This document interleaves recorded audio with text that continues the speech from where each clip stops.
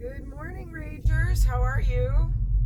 About to go get this mirror finally fixed. You know, the one that nigga from the BLM protest. You know, the one that attacked my car. Yeah, I need to get that fixed finally. So that was a $600 lesson that I had to learn the hard way. And the lesson to all of us, and let me learn it on all of our behalves, is that Black people are never to be spoken to. Black people cannot have a conversation. They are not emotionally stable. They are not emotionally grounded. And it's a big problem. It's a big fucking problem. The violence that you see in the Black Lives Matter protests on TV or online, all of it's real because it happened to me. I had quite a few videos on Instagram about what happened. I actually have a recording of me being chased. I never posted that. You know, I'll just kind of keep that in my back pocket for when I'm ready to use it. But yeah, BLM has declared war on this country, so please do not forget that. I am not going to be forgetting that as I pay down this $600 bill to get this fucking mirror fixed. But what I wanted to talk about today is something that affects us all, and it is called identity politics. And identity politics is what makes us be friends with people who we shouldn't be friends with. It's what makes us give credibility to people we shouldn't give credibility to. It's what makes us give trust to people who haven't earned our trust. And it's what makes us believe the lies and support people that we shouldn't support. Identity politics. I am guilty of it myself. For example, one of the most stirring and controversial things that I did when I was on Instagram was that I took two examples of Black women from my industry who were complete fucking bitches, right? One was a pathological liar and a psycho, and the other one is just a race-baiting ignorant bitch. So I spent quite a few days on Instagram making an example out of them, okay? Another example is the Wafergate epilogue episode that I'm doing, where I talk about how even as a red pillar, a Republican, a MAGA person, whatever you want to call me, I gave my trust to people who were lying. And that's a lot of the reason that we all got swept up in the Wafergate frenzy, okay? And even as early as this morning, as you guys may or may not know, but my business, my brand that is separate from Red Pill Rage, I am a certified craft beer supporter, and I am also a certified military trusted business. So as of this morning, I realized that for the first time in my life, I really actually do have chump written on my head, because I just paid off the third veteran that I've hired in the past 7 months, who has also fucking ripped me off. And I just lost $150 because of this guy.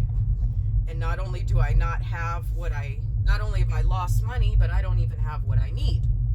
And I now have to do it myself, which means that everything that I was planning to get done, social media related, I cannot get done because now I have no website to refer it back to, and I need to build it all from scratch. And I don't know how to use WordPress. I really fucking don't. It was a lot of guessing, you know, and it took me a long time, and it was very frustrating. And I almost want to cry because I am so tired of people stealing from me. I am so fucking tired of people stealing from me. Here I am, a military trusted business who exclusively only hires veterans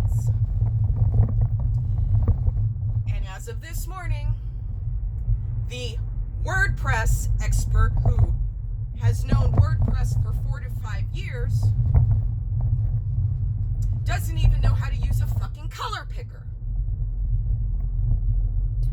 The WordPress expert that I blindly hired without checking any of his work, because I care, because I'm generous, because when I step out on faith, I allow myself to be vulnerable, because I know that as an alpha female, one of the complaints that men have about me is that I talk too much and I'm too controlling. So I give the deference that a man who has served this country should give. I give them the trust. I pay them what they ask, and I do not haggle them. And do you know what these 3 veterans do to me? They don't listen. They fuck shit up worse than it was before. And then they spit in my face and gaslight me when I call them out on their incompetency. This is the 3rd person. So just let that be a lesson. I don't want to go into everything that this guy fucked up and the last guy fucked up and the last guy fucked up. I'm not going to go into how it can't possibly be me, considering the fact that this is 3 different times, 3 different locations, 3 different projects. The first veteran was a contractor who lied to me when I hired him, didn't tell me he was bringing a second guy, didn't listen to any of the instructions that I gave, and left my unit looking worse than it did before. The second one was a veteran business coach who had been in the business for 25 years, allegedly, who has worked for Fortune 500 companies, allegedly, who's supposed to be my business coach, and yet he can't even read a fucking 1-page email before our meeting. The third one is a WordPress expert with 4 to 5 years of experience building WordPress websites, allegedly. And this guy dumps my entire page, tells me that he backed it up on WordPress. And then I get a text message this morning with him telling me he had to spend another couple of hours putting the backed up site back into WordPress and doing more coding. Are you fucking kidding me? I mean, I know I'm stupid, but I'm not that fucking stupid. Okay? I know the coding was fucked up, but it wasn't that fucked up that it shouldn't have been harder to put back than with one fucking click of a button.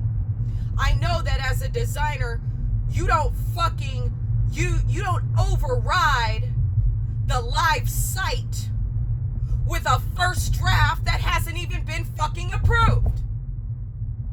I know you don't do that. Okay?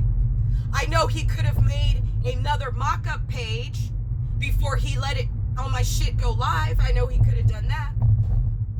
And there's an array of other design problems that none of you are probably going to understand. But I will say this. This is the end of my identity politics. This is the end of me trusting the Black community. This is the end of me trusting the MAGA community. And this is the end of me blindly hiring veterans or helping veterans simply because I feel obligated to pay them a certain level of respect that although they may have earned it by serving this country, they have not earned it by showing me any sort of competency. And it breaks my heart to throw these individuals under the bus. But once again, I am not building followers, I am building leaders. And as leaders, you need to be cognitive and doing your due diligence in every area of your life. So even though we are conservatives, don't hire other conservatives because they're conservative. Because I have been vastly disappointed over and over and over and over again. I tried to hire Americans. I tried to hire people who have men that have served this country. And you know what? I should have just hired a Mexican at a Home Depot and it would have been done by now.